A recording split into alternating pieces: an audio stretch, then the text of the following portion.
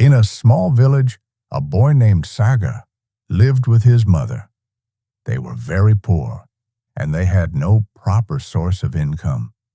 So Saager grazed the goats and sheep of the whole village to feed himself and his mother. He was kind, friendly, and always ready to help others. Everyone in the village liked him and trusted him. Every morning at dawn, Saager gathered all the goats and sheep and walked towards the forest.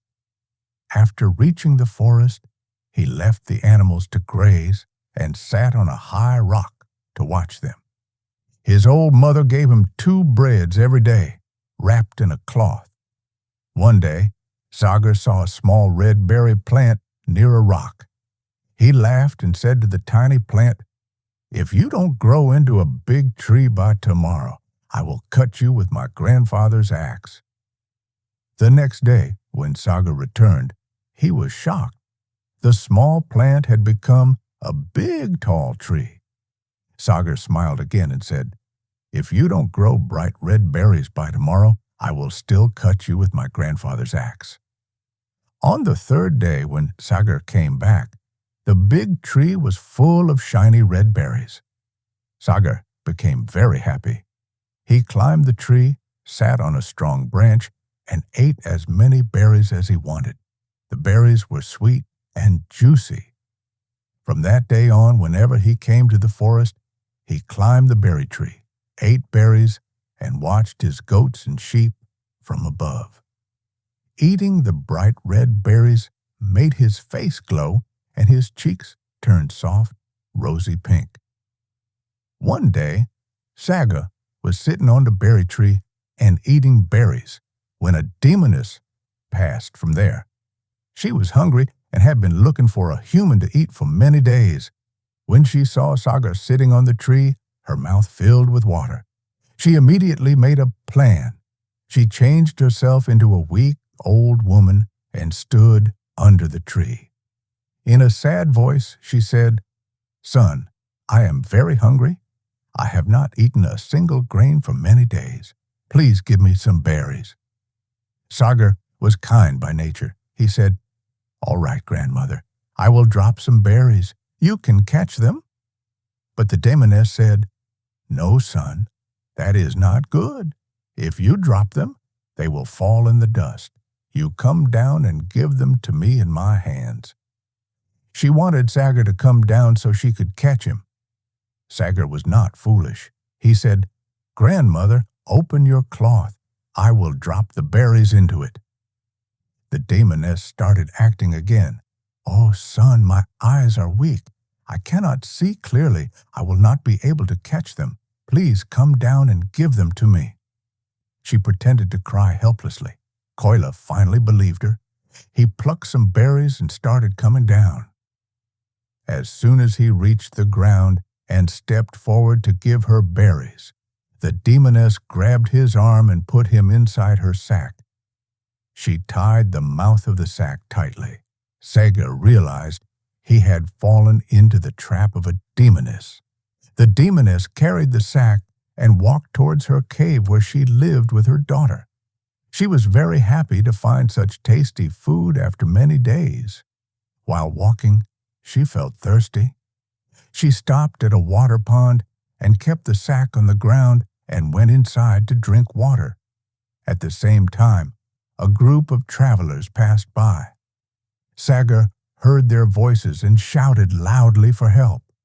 The travelers saw the moving sack and opened it. They quickly freed Saager. Saager told them the whole story. Together, they made a plan.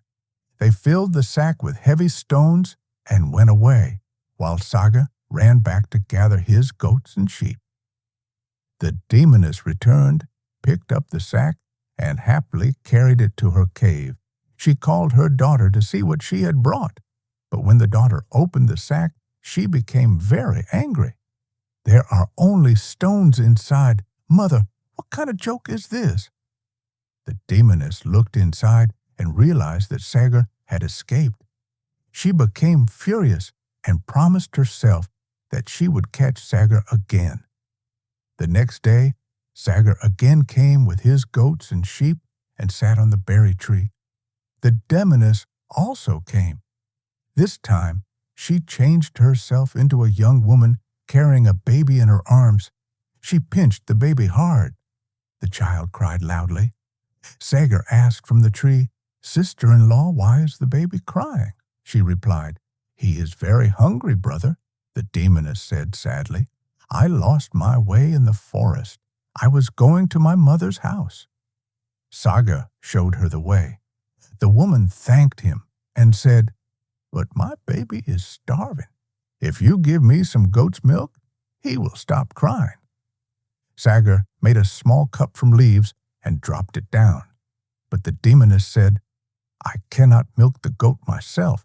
My hands are weak. Please come down and milk her for me."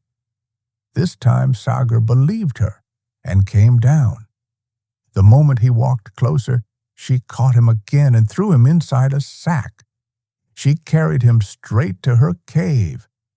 The demoness told her daughter, "I have brought the boy. You cut and cook him while I wash my hands." She went outside.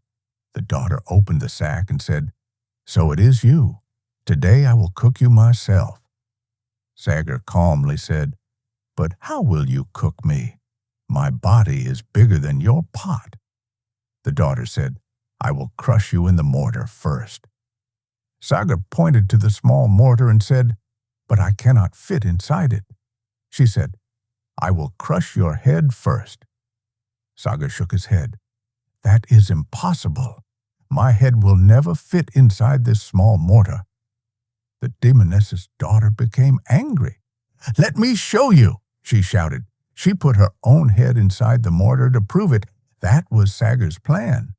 He quickly picked up the heavy pestle and hit her head with full force. She died instantly.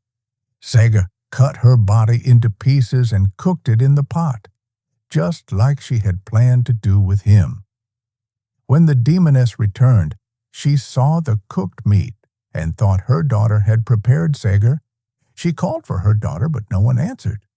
Too hungry to wait, she ate the meat, not knowing she was eating her own daughter.